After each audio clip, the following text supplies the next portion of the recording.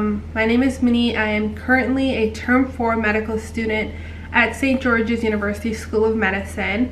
I just wanted to make this video about Term 3, similar to my videos about Term 2 and Term 1, just about the way that this term is set up and the information that's taught and what I did to study and what I think is helpful. So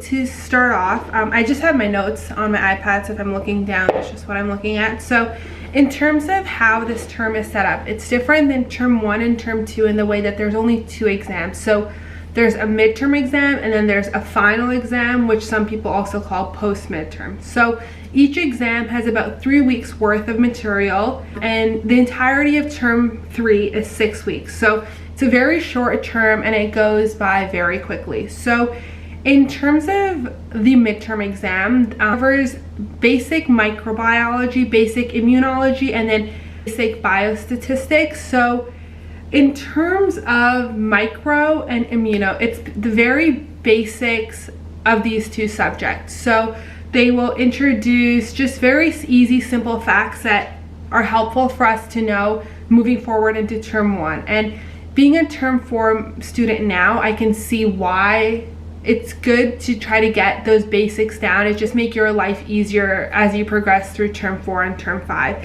And also for these two subjects, there are Jeopardy games that are provided. I would advise to do these and to make sure to know everything that's included in these, because these are very high yield facts and kind of narrows it down for us and helps us know what to focus on, because sometimes it can get very overwhelming. And I would use these Jeopardy games as kind of a foundation or like a backbone of what is important to know and what the focus should be on. Also, there's flowcharts that are included in our notes, and I would advise you to make sure that you're able to draw those out. It makes the exams very easier if you just quickly draw out this flowchart on our whiteboard before the exam. It just helps to just have that down, and it'll help answer a lot of the questions on the exam. So moving on to biostatistics, it's math. There's going to be a lot of formulas involved, so I would advise to know and understand the formula. So if the formula is manipulated, if you have, say for instance, one part of the formula, what do you need to do the other part? Or what does this formula mean? What does this formula tell us? So things like that are very important to know, because that is how the questions will be asked. You might have a question, it requires you to use one formula, but then it's going to be like, with this value that you get, what is it telling you? So how would you interpret and understand that topic that's associated with that formula? And also, we are the school provides us with a PDF document of all the things that we need to know for biostatistics. My advice is to make sure that you focus on this document and know everything that's included in this document, because again, it's the high yield information and things that you should know for the exam that'll help you get a good mark. Read through this document a few times, make sure you're able to write out the formulas, make sure you understand the formulas, make sure you understand the concepts, the differences in concepts, the differences in formulas, because that is how you're able to pick out a final answer on the exam, is to know the little differences between each topic. So that's kind of the first exam, or like the midterm. And then the second exam, or post-midterm, final exam, whatever you want to call it, this includes, again, more microbiology, more immunology, but instead of biostatistics, includes ethics. So again, for the micro and the immunology, there will be more Jeopardy games provided, so make sure you go through them, make sure you understand everything that's mentioned in these. And for the post-midterm, there's a lot of emphasis on the different fungi, the different parasites, viruses, bacteria. So again, I would know the examples, what are the differentiating features between them. It's like different classifications, so be able to tell if something's a positive strand, a negative strand, examples of each of the classes. Like, make sure you really have those down, because I remember on the exam there was a lot of questions on these topics. They're easy points, but make sure you know the little difference in between each type of virus or each type of bacteria, because that's what's going to help you get those points on the exam.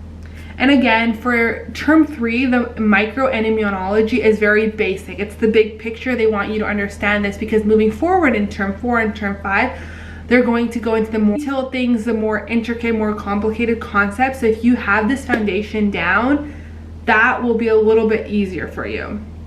And then in terms of ethics, so ethics, it's interesting. So I would say for ethics, try not to use any outside resources, focus on the slides and try to understand how this professor is asking the question. What is this professor wanting you to understand from this question? So basically try to think the way that the professor is thinking and try to put your knowledge and your way of thinking to the side, because for these exams you need to be able to think how the professor is thinking, because that is what is going to help you get the points on the exam. So, and for ethics, we are provided with this thing that's called the companion. So it's a lot of pages. I would say try to skim it at least once. Helps us understand as students how the professor is thinking and how the professor is going to want us to answer the questions on the exam. So that is kind of what both exams would look like in terms of their content and what's expected of us from these exams. So overall, I would say do a lot of questions, but focus on the questions that are provided by SGU. So on these, try to get at least 2 passes of them to really understand and be able to focus on the important things and the things that SGU wants us to focus on, because those are probably the concepts and stuff that are going to be on the exam.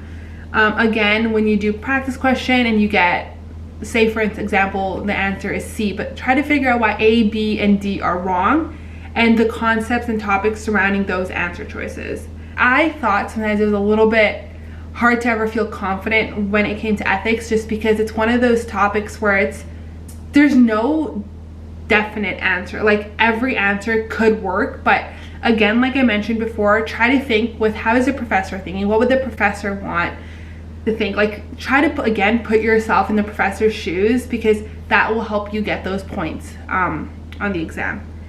And in terms of other, just like term 3 as a whole, at the very end of term 3 there is a small group which is kind of meant to introduce us to B-lines, which start in term 4. So basically in B-line they're like real life patient encounters. So they do a good job of term 3 of kind of introducing us to it and kind of helping us see what we are expected in term 4, so that when term 4 comes, it's not a thing that like it came out of nowhere. So there is that to look forward to. It's a great experience. I loved it. It was like nice to finally like feel like you're a doctor and you're not just in a classroom learning things.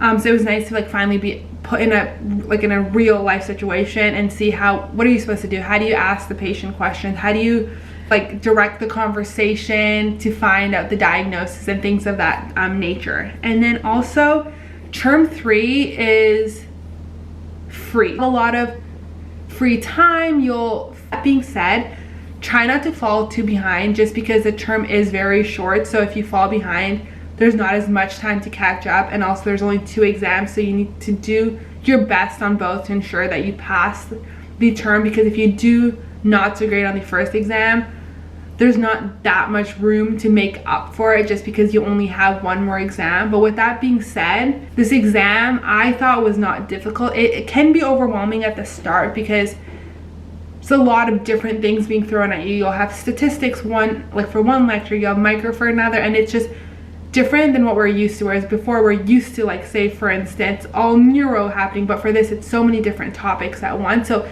it can get overwhelming like that. But it's nothing too difficult. Take it 1 lecture at a time. You will be great. You will get through it. So with that, I think that's everything that I have for this. It's a short term, so there's really not much for me to say, but if you have any questions or need any clarification or anything, please feel free to reach out. I'm more than happy to help. And yeah, thank you. Have a great term.